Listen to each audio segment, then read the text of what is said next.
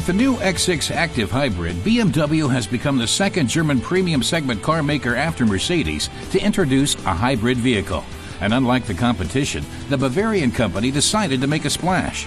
Instead of a sedate sedan, they chose to kit out their X6 luxury crossover SUV. The hybrid BMW is the most powerful car of its kind in the world. Peter Trinnemann from BMW says the company wanted to show that you don't have to sacrifice sportiness and driving pleasure if you want a hybrid. In the past, he says, driving one wasn't a lot of fun. It wasn't how the carmaker thought it should be. BMW wanted to build a car that reflected the BMW attributes, he says, and the X6 does just that.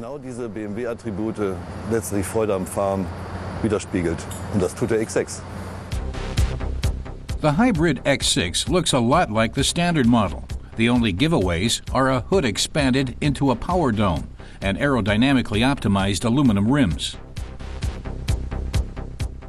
The new BMW is powered by a 407 horsepower double turbocharged V8 motor and 2 electric motors.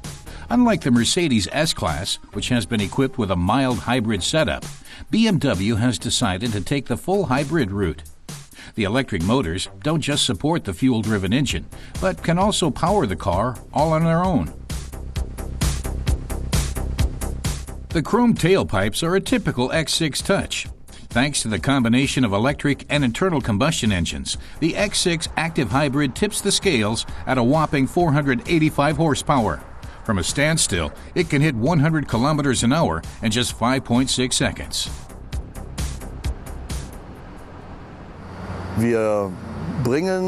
Trinnemann says the two drive systems are linked to allow them to operate in tandem, but you can also split them and only use the mechanical or electric system. You can kick in the internal combustion engine at high speeds, he says. And if you're in traffic or driving at low speeds, then you can switch to pure electric propulsion. The energy is supplied by a high-voltage battery in the trunk. It's installed under the trunk floor, and you don't really notice it, says Trinnemann. The amount of storage space in back is pretty close to that in the standard X6.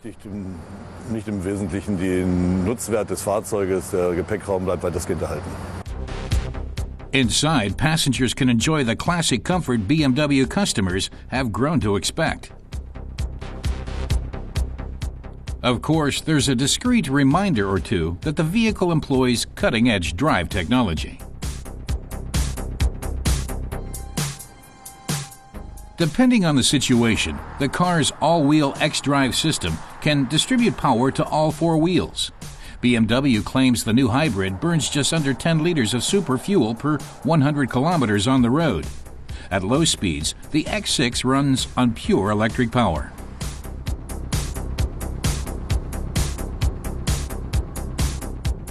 A display reveals exactly which drive system is active at any given moment. Trinnemann says that when you're driving on electric, up to 60 kilometers an hour for stretches of up to 2.5 kilometers, and you need a little more power, then the front electric motor kicks in, increasing the RPMs until you reach your desired speed. Customers will barely notice the transition from driving with the electric motor to driving with a combustion one, he says.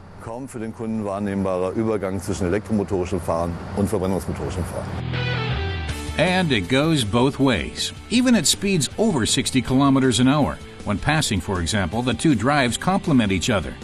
The electric motor then gives the fuel motor a helping hand. When you let off the gas, the electric motors function as generators, recharging the high-performance battery in back. If the driver hits the brakes and idles to a standstill, the internal combustion engine shuts down automatically. A power electronic system ensures optimum coordination for energy flow, distributing it to where it's needed most, depending on the driving situation and power demands. The battery's charged state plays a key role in the process. The X6 ActiveHybrid will hit markets in Europe in mid-April. In Germany, the basic version will sell for just under 103,000 euros. The marriage of power and environmental awareness has its price.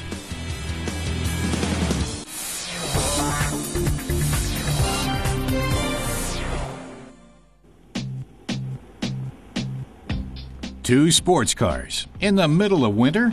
Is this really a good idea? Actually, it is, because the goal of today's test is to see how the roadsters manage when it isn't warm and sunny. In a moment, we'll subject the Audi TT RS and Nissan 370Z to different criteria than in the average head-to-head contest. But first, car testers Michaela and Elif check out their looks. Elif says the front end of the Audi looks a lot more aggressive, that the headlights in particular have a very aggressive shape. Aggressiv geformt sind. Dafür finde ich den Nissan. Michaela says the front of the Nissan looks a little sportier, and the headlights have a really unique look, especially the way its shape swings back into 2 points on the hood. What she also likes about the Nissan are the aluminum door handles, which are vertical, not horizontal like on the Audi. Opening the door like this is a nice, extravagant touch, she says. Wo ich hier an der Seite reingreife und dann die Tür aufmachen kann. Das finde ich auch nochmal ganz nett und extravagant. Elif says that both cars carry a spoiler in back and both have dual exhaust pipes. But overall, she thinks the Audi is the sportier car, while the Nissan is the more elegant of the two. The two quickly decide that Michaela will test the Nissan and Elif will try the Audi. Alles klar.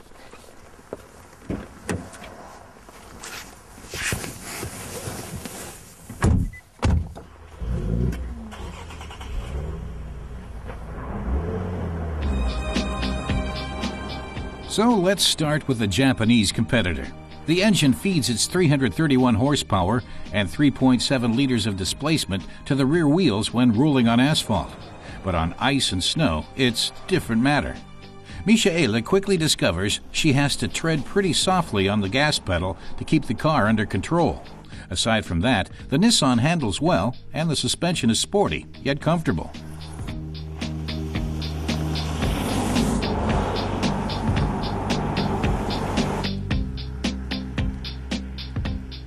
There's another small drawback. The 370Z doesn't sound as much like a sports car, but more like a Japan-made family station wagon. Back to the design, though. What's the interior like? Michaela says the Nissan has a futuristic, playful look inside. She's driving the automatic version of the car. The controls are inset on the steering wheel. The navigation system is set into the center of the dashboard. Above it are gauges for various functions. Elif mentions that the Nissan also has an ignition button and a stop button, which means you don't need a key to start the car. Michaela says that's right. She just puts the key in the bag and then she can start the car by pressing this button. Elif says the only thing that would bother her is that the Nissan doesn't have a seat in the back. What about the Audi? The controls are well arranged, says Elif. You don't have to search for any buttons when you're driving. That's practical, she says. She also really likes the sporty seats that feel like they mold to your body. Also, the TT has a rear seat, and there's enough space to take a couple of people along for a ride. Overall, she likes the Audi's interior a lot. Im Ganzen finde ich ihn eigentlich von innen sehr schön. You can't expect much in terms of trunk room. After all, these aren't station wagons. The Audi offers 290 liters of volume, and you can fit just 2 small overnight bags in the back of the Nissan.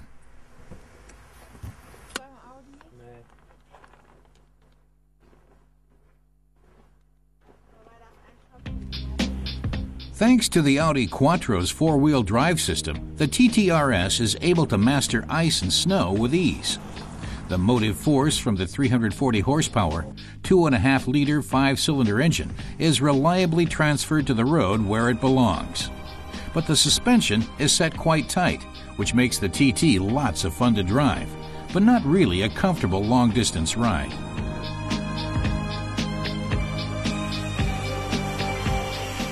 The motor growls like the true-blood sports car it is. You have to take it in small doses, though. The feeling is addictive.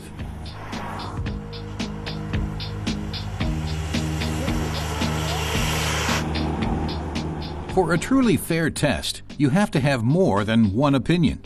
Time for Michaela and Elif to switch cars. Ja.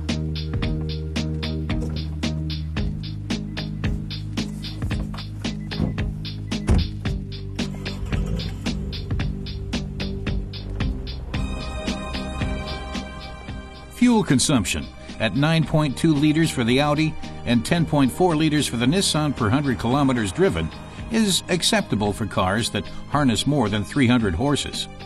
But the four-wheel drive Audi has a slight advantage when it comes to winter driving, as well as when it comes to cargo space and the overall sports car experience. But you can't live by facts alone, and the looks of the Nissan are certainly enticing.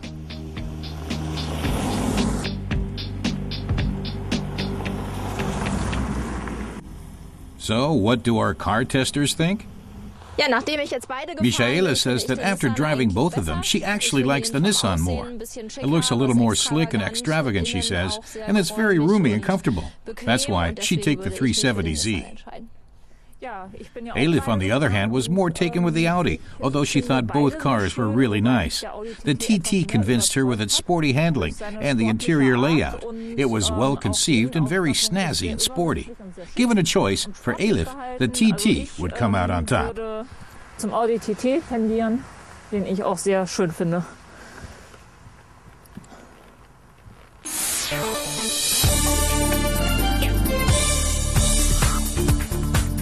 Four seasons, four people.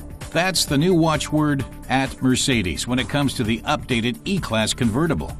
A new noise-dampening roof is series in the new soft top that the German carmaker claims will also make winter driving more comfortable. And for a little more, customers can also have the newly developed air cap system, which keeps drafts out of the interior even when the top is down.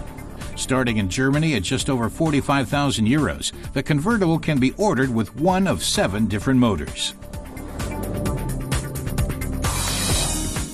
Opel has launched the second generation of its popular Meriva. Since it hit the market in 2003, the model has sold more than 1 million units in Europe. The design has been reworked for the latest Meriva. The windows have lowered, giving kids a better view of the outside world. And another highlight is Opel's Flex Doors concept, where both the front and rear doors can be independently opened towards the front or the back of the car.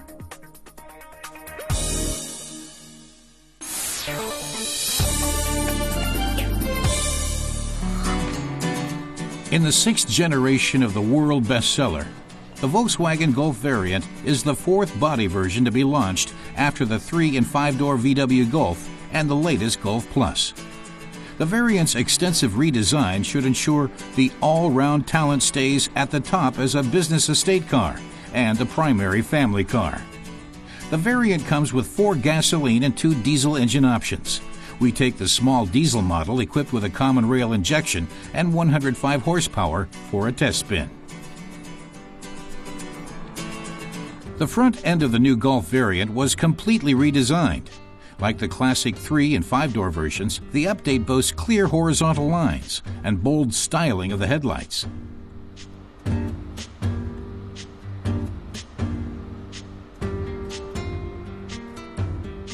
The redesigned bumpers are painted in the body color. At the rear, the revamped Golf boasts upgraded taillights.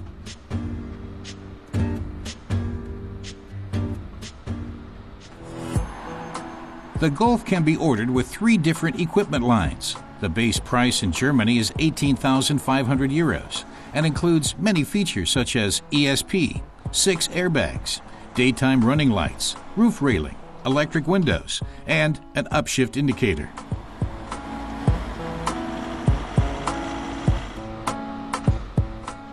With 105 horsepower, the 1.6-liter diesel engine accelerates to 100 kilometers per hour in 11.9 seconds and tops out at 190 kilometers per hour. But the variant is not just a performer, it's a beauty as well.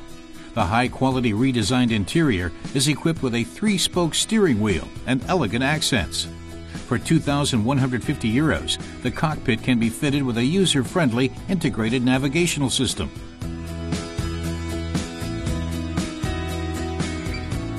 For 1,160 euros, a panoramic sunroof provides a glimpse of the open skies.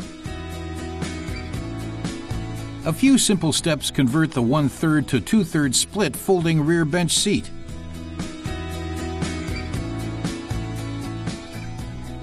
Fully reclined, the cargo capacity increases from 505 liters to just over 1,500 liters. Room enough for a family holiday, with nearly 200 liters more capacity than the 5-door Golf model. The new generation now comes with high-end driver's assistance technology, including an optional sensor-guided parking assistance system and a rear-view camera. For eco-conscious drivers, the optional Blue Motion technology cuts fuel consumption from 4.5 to 4.2 liters fuel per 100 kilometers. For those who like it sporty, the new Golf comes with an optional 7-speed double-clutch transmission. From appearance to performance, the new variant offers features to suit every taste.